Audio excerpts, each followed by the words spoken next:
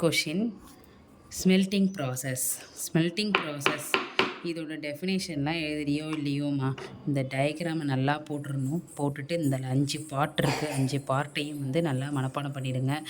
என்ன இருக்கும்? First bell and hopper, அடுத்தது அயன், நடுவில் என்னென்னலாம் பொருட்கள் சேர்த்துருப்பாங்க, அயன் ஓர், கோக், லைம், கரி, அதுக்கப்புறம் சுண்ணாம்பு, அதுக்கப்புறம் இரும்பு.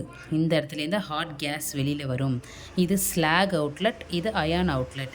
மெயினாக வர்றது அயன் அவுட்லெட்டு, இது ஸ்லாக் அவுட்லெட். ஸ்லாக்னால் அதில் இருக்கிற கழிவுகள்.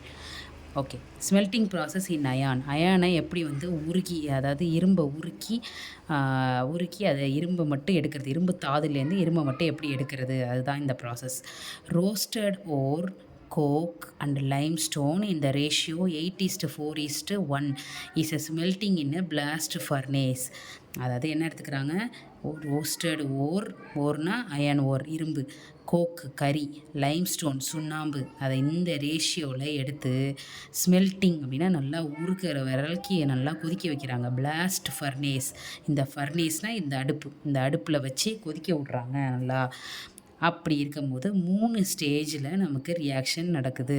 ஃபஸ்ட்டு த லோயர் ரீஜன்னா அடிப்பகுதியில் த temperature is at 1500 degree C இருக்கும் லோயர் ரீஜனில். ஏன்னா இது தானே நேராக ஒரு பாத்திரத்தை நீ வச்சேன்னா அடிப்பகுதி தானே அதிகமான வெப்பத்தில் இருக்கும். அப்போ 1500 டிகிரி சியில் இருக்குது. அப்போ என்ன நடக்கும்னா கார்பன் இருக்குது பார்த்தியா, கார்பன் O2 சேர்ந்துடும். O2 சேர்ந்து ஜஸ்ட்டு CO2 மாறும். ரெண்டும் சேர்ந்தா CO2, C+O2 CO2 ஹீட்டை வெளியிடும். அடுத்தது மிடில் ரீஜனில் என்ன நடக்குதுன்னு பார்த்தீங்கன்னா, இந்த டெம்பரேச்சர் மிடில் ரீஜனுக்கு போனவுடனே கொஞ்சம் டெம்பரேச்சர் குறைஞ்சிருக்கும். அதனால் 1000 டிகிரி சி. 1000 டிகிரி சியில் என்ன நடக்கும்னா, இங்கே ஃபஸ்ட்டு இங்கே இதில் கிடைச்ச CO2வோட இன்னும் கொஞ்சம் சி ஆட் ஆகும். சி ஆட் ஆகி இங்கே 2 சி இப்போ ஆகிடுச்சு, 2 O இருக்குது. அப்போ எப்படி எழுதணும்னு சொல்லி கொடுத்தேன் ஏற்கனவே. 2CO, இந்த 2 இந்த சிக்கும் பொருந்தும், ஓக்கும் பொருந்தும், ஹீட்டு வெளியிடும். அடுத்தது 3 விதமான ப்ராசஸ் மிடில் ரீஜனில் நடக்கும். இது ஒன்று. CaCO3 சுண்ணாம்புக்கான கால்சியம் கார்பனேட்னு சொல்லுவாங்க. சுண்ணாம்புக்கான ஃபார்முலா. அது என்ன நடக்கும்? அது என்னவாக மாறும்னா CO2 + CaO மாறும். நான் ஒன்று விட்டுட்டேன் இங்கே, நீங்கள் போட்டுக்கணும். CaO + CO2.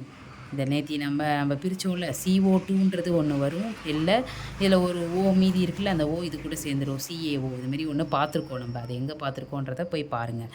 அடுத்தது இதில் கிடைச்ச CaOவை எடுத்துக்கிட்டு SiO2 அதோட சேர்க்கணும். SiO2ங்கிறது மணல். அது கூட சேர்த்திங்கன்னா சிலிக்கா சேர்த்திங்கன்னா என்ன ஆகும்? கால்சியம் CA அப்படியே வந்துருச்சு, SI அப்படியே வந்துருச்சு. இங்கே ஒரு O, இங்கே O3 ரெண்டும் சேர்ந்தா O3. ஓகேவா? அடுத்தது அப்பர் ரீஜன் போக முதல்ல இங்கே 1500 டிகிரி சி, அப்புறம் இங்கே 1000 டிகிரி சி, மேலே போக 400 டிகிரி சி தான் இருக்கும். இந்த temperature is at 400 degree C. 400 degree சியில் என்ன ஆகும்னா Fe2O3 இரும்புக்கான தாதுக்கான ஃபார்முலா, இரும்பு ஓர் அயான் ஓரோட ஃபார்முலா Fe2O3 + 3CO சேர்ந்து என்ன கிடைக்கும்னா 2Fe + 3CO2. இதை கொஞ்சம் மனப்பாடம் பண்ணி தான் ஆகணும், வேறு வழி இல்லை. இதெல்லாம் கொஞ்சம் புரிஞ்சுக்கலாம். இது கொஞ்சம் மனப்பாடம் பண்ணிக்கோங்க. 2Fe + 3CO2. The ion thus formed is called pig ion. அப்படி கிடைக்கிற இந்த இரும்பு பேர் என்னன்னு சொல்கிறாங்க? பிக் அயான், வார்ப்பிரும்பு அப்படின்னு சொல்லுவாங்க. பன்னி இரும்பு நீ நினச்சிக்காத, வார்ப்பிரும்பு. அவ்வளோதாம்மா. That's all the chemistry details. இதோட முடிஞ்சிருச்சு. நீங்கள் நல்லா புரிஞ்சுக்கிட்டு நல்லா படிப்பீங்கன்னு நம்புகிறேன். டெஸ்ட்டில் மீட் பண்ணலாம். உங்களுக்கு ப்ரைஸ் கொடுக்கறதுக்கு நானும் ஆர்வமாக வெயிட் பண்ணிகிட்ருக்கேன். All the best.